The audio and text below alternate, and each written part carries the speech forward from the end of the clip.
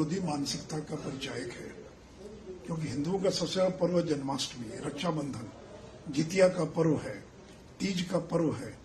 इन सारी छुट्टियों को रद्द कर दिया गया। कार्तिक पूर्णिमा, गुरु नानक देव की जयंती, श्री बाबू की जयंती, ये जो महत्वपूर्ण दिवस हैं और हिंदुओं के जो महत्वपूर्ण त्योहार हैं, उनकी छुट्टियों को आपने रद्द कर दिया। और दिवाली से लेकर छठ तक 9 दिन की छुट्टी होती थी, उसमें कटौती कर उसको 4 दिन कर दिया गया। अगर इसका औचित्य क्या है? बिहार में छठ का पर्व घर घर में मनाया जाता है। नहाए खाए, खरना, शाम का अर्घ, सुबह का अर्घ, लगातार पूरा बिहार पूजा पाठ में डूबा रहता है। और स्कूल खोलेंगे तो बच्चे कौन जाएंगे? कोई भी बच्चा जन्माष्टमी या रक्षाबंधन के दिन स्कूल नहीं जाएगा। और तर्क क्या दिया जा रहा है? तर्क ये दिया जा रहा है कि राइट टू एजुकेशन के तहत 220 दिन प्राथमिक और मध्य विद्यालयों को चलाया जाना आवश्यक है। लेकिन नीतीश जी, शिक्षा के अधिकार के तहत ये भी तो प्रावधान है कि शिक्षकों को गैर शैक्षणिक कार्यों में नहीं लगाया जाएगा। तो आपने शिक्षकों को जातीय सर्वेक्षण में लगा दिया, मिड डे मील में लगा दिया, शिक्षकों को आपने गैर शैक्षणिक कार्यों में लगा दिया। कल कोई भी सरकारी योजना को अगर योजनाओं के अगर लाभ को वितरित करना है तो टीचर्स को लगाते हैं। तो आप अगर गैर शैक्षणिक कार्यों से टीचर्स को निकाल देते तो इस कटौती की जरूरत नहीं पड़ती। फिर मोहम्मद साहब का जन्मदिन हो, चेलुम हो, उसकी छुट्टी बरकरार है, वो रहनी चाहिए। हम उसके पक्ष में, हम कोई मोहम्मद साहब और चेलुम की छुट्टियों को रद्द करने के पक्ष में नहीं है। लेकिन भगवान कृष्ण का जन्मदिवस है, जन्माष्टमी के दिन, उस छुट्टी को आपने क्यों रद्द कर दिया?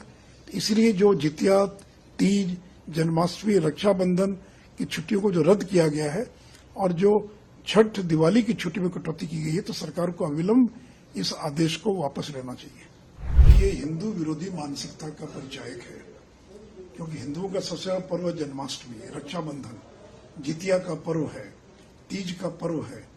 इन सारी छुट्टियों को रद्द कर दिया गया। कार्तिक पूर्णिमा, गुरु नानक देव की जयंती, श्री बाबू की जयंती, ये जो महत्वपूर्ण दिवस हैं और हिंदुओं के जो महत्वपूर्ण त्योहार हैं, उनकी छुट्टियों को आपने रद्द कर दिया।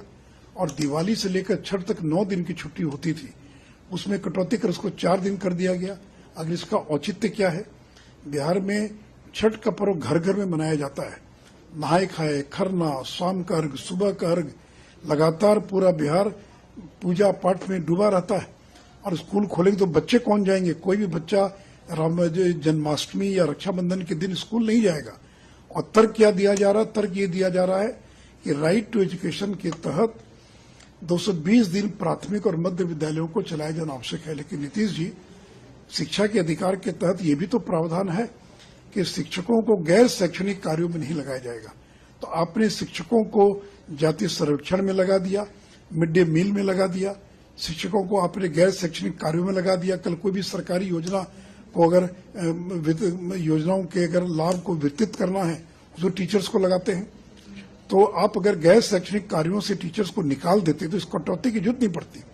फिर मोहम्मद साहब का जन्मदिन हो, चेलुम हो, उसकी छुट्टी बरकरार है, वो रहनी चाहिए। हम उसके पक्ष में, हम कोई मोहम्मद साहब और चेलुम की छुट्टियों को रद्द करने के पक्ष में नहीं है।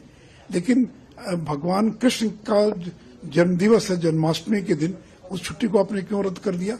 इसलिए जो जितिया, तीज, जन्माष्टमी, रक्षाबंधन की छुट्टियों को जो रद्द किया गया है और जो छठ, दिवाली की छुट्टी में कटौती की गई है, तो सरकार को अविलंब इस आदेश को वापस लेना चाहिए।